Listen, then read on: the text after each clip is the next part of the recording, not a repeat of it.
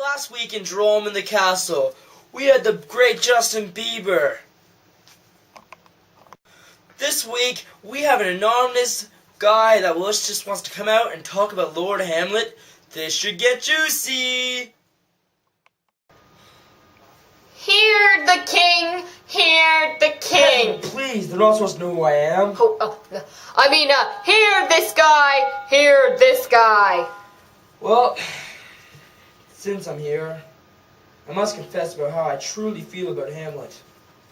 Yes, Hamlet, Lord Hamlet, the son of Gertrude. He's a very sensitive guy.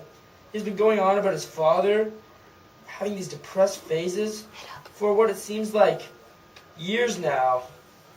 But, it's been a month, and he just needs to move on. Like I told him, 'tis commendable in your nature, Hamlet, to give these morning duties to your father. But you must know, your father lost his father. That father lost his. And the survivor bound in filial obligation for some term to do of quench his sorrow, but to perceive in obstinate condolement is a course of impetuous stubbornness. 'Tis unmanly grief. It makes him so unmanly to grieve over his father for so long.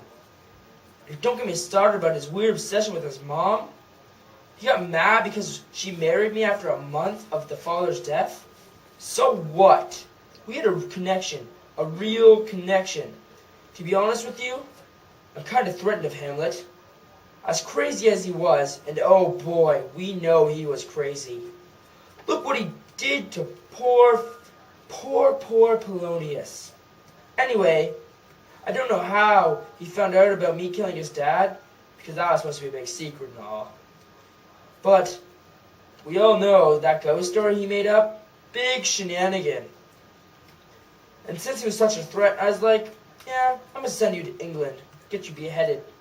But he somehow outsmarted me. He belittled me. No one belittles the king. The guy behind the curtain. So he came back.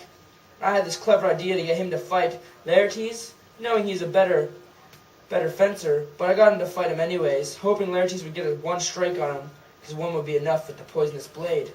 But somehow the blades got switched, and Laertes and Hamlet got poisoned. And, well, Hamlet came at me, so my plan really backfired. And, oh, poor Gertrude. She drank the poisoned drink that I was going to give to Hamlet for winning, just in case, to make sure I got the job done. And, well, my fair Gertrude, my lovely wife, she drank it, and, well, that was the end of her. Then Laertes dropped from the poison on the blade. Then Hamlet dropped, and soon was going to be me, till Fortinbras came in, commanding to take the kingdom over. He fixed me up in order, saying that I had signed the kingdom over to him. So all in all, we lost a lot of people that day in the kingdom. We lost Hamlet, which, I don't even care. But Laertes, and before that, Polonius, Gertrude, oh my fair Gertrude, lost her too. Oh, poor Ophelia, who went insane. Oh, poor Ophelia.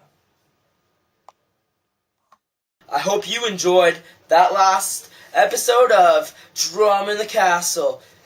Don't change the channel, because here comes the season finale of, guess what? You know it, Real Housewives of Denmark.